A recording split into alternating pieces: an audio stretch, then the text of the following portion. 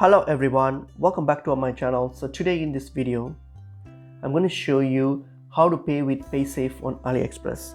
So let's get into the video. So open up AliExpress and log into your AliExpress account if you have any. So once you're done, so simply make an order, add an item to your cart or that you can purchase, so that we can get to the payment option here. So I'm going to add this item on my cart, hit on continue. So what happens here, once you have add this to your card and then you get to your payment page here. So here, if you want to use your PaySafe, the only way you can use PaySafe is by using your PaySafe card. So if you have the PaySafe card, so simply select the card option here, and then all you have to do is plug in the details of your PaySafe card. Use that card, especially if it's a PaySafe MasterCard, so just plug that in, and once you're done with that, hit on save and confirm.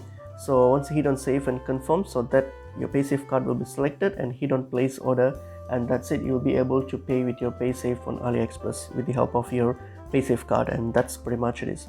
Hope this video was helpful. I will see you in another video. Thank you.